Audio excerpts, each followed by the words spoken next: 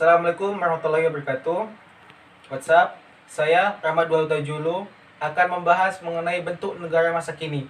Jika kalian penasaran, tonton videonya sampai habis. Kali ini saya akan membahas 3 bentuk negara. Yang pertama, negara kesatuan. Yang kedua, negara federasi. Dan yang ketiga, negara konfederasi. Kita akan membahas yang pertama, yaitu negara kesatuan. Bentuk negara kesatuan. Pada negara kesatuan, pemerintah pusat memegang kekuasaan tertinggi negara. Agar tidak terjadi kesewenang-wenangan, maka kekuasaan pemerintah pusat ini dibatasi dan diawasi oleh undang-undang. Saya akan menyebutkan beberapa ciri negara kesatuan. Yang pertama, dalam negara kesatuan, kedaulatannya tunggal, yaitu milik pemerintah pusat. Yang kedua, tidak ada negara dalam negara. Kemudian yang ketiga, sifat hukumnya unifikasi. Dalam negara kesatuan, terdapat 2 bentuk. Yang pertama, negara kesatuan dengan sistem sentralisasi, dan yang kedua, negara kesatuan dengan sistem desentralisasi.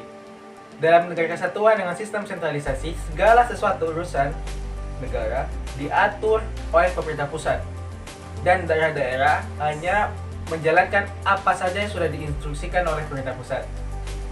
Kemudian, dalam negara kesatuan dengan sistem desentralisasi, daerah-daerah menjalankan kekuasaan dan memegang kekuasaan untuk mengatur daerahnya sendiri, yaitu diberikan hak otonom. Uter mengemukakan pada permulaan perkembangan negara, sentralisasi diperlukan untuk menghilangkan kekuatan-kekuatan yang ingin melenyapkan kekuasaan baru. Apabila kekuatan-kekuatan ini sudah tidak ada lagi, maka sentralisasi bisa dijadikan desentralisasi. Bahkan lebih jauh lagi, bisa dijadikan desentralisasi yang bersifat federal. Dengan perkataan lain, negara federal dapat dipicu oleh pemerintahan sentralisasi yang berlebihan, atau yang disebut dengan highly centralized government. Kemudian C.S. Strong menyebutkan 2 ciri-ciri mutlak pada negara kesatuan. Yang pertama, the supremacy of the central parliament, yaitu adanya supremasi oleh Dewan Perwakilan Pusat. Dan yang kedua, the absence of subsidiary sovereign bodies, yang artinya tidak ada badan-badan lainnya. Bentuk negara yang kedua, yaitu negara federasi. Dalam negara federasi, pemerintah pusat dan pemerintah negara bagian bersifat koordinat dan saling independen. Negara federasi memiliki beberapa ciri, di antaranya yang pertama, yaitu ada negara di dalam negara.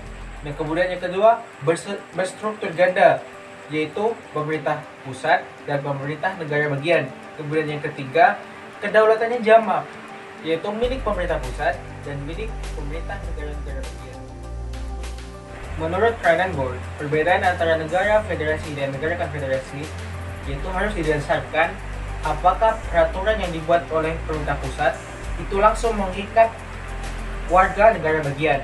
Jika jawabannya ya, maka itu disebut dengan negara federasi. Dan apabila peraturan yang dibuat oleh pemerintah pusat itu tidak langsung mengikat warga negara bagian, maka itu disebut dengan negara konfederasi.